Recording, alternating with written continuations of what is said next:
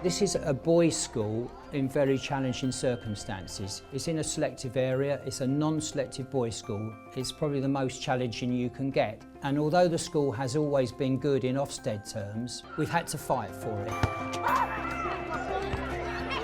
If there was a weakness to the Greenacre sponsor proposal, it was governance. It was felt at the meeting at the DFE that we needed some expertise from the business world to beef that up. I was a late starter.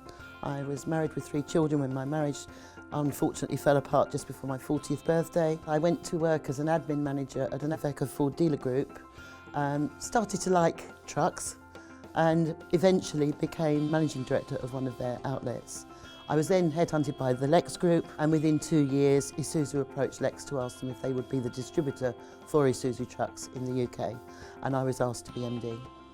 And the rest, as they say, is history.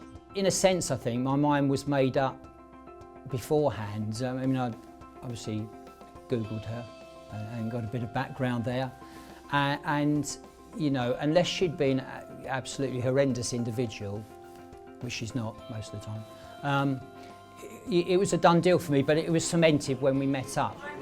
It's very important that a business person in a trust and the head really like each other. If they don't, it'll be an absolute disaster. I think that's a big message that I have to say. Also, you have to have a very good understanding of what each other's strengths are and what we don't interfere with, which is, again, is why we work so well together. But Andy and I hit it off immediately.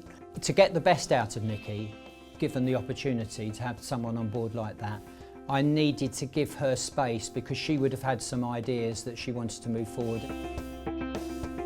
A new Academy Trust is basically a start-up business. I think what I bring to the party is to actually help that start-up business to structure itself so that strategically when it grows it will have the right basic infrastructure to grow properly.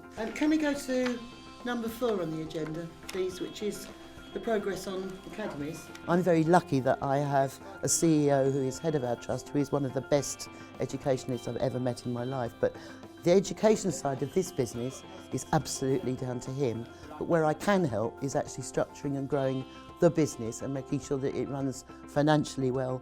She's very pragmatic. It's obvious that there's a lot that the business world can bring to education, and as a result of that we've now got central services of HR, finance, data. If we do take 3 or 4 schools into our trust, we've got the central services that they'll need, and a year ago we didn't have that. And I think I would have struggled to put that together without Nikki's involvement. My involvement with Greenacre, I hope will go on a long time, is to try and encourage more and more businesses to get involved with education. I think this experience that our senior people can gain from the Academies programme. So I'm recommending that all the Isuzu senior managers are encouraged to join the boards of Academies.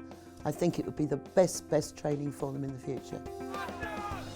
Our boys will leave school and we will absolutely be able to prove that we've produced great people, great human beings, great parents and great, very employable staff.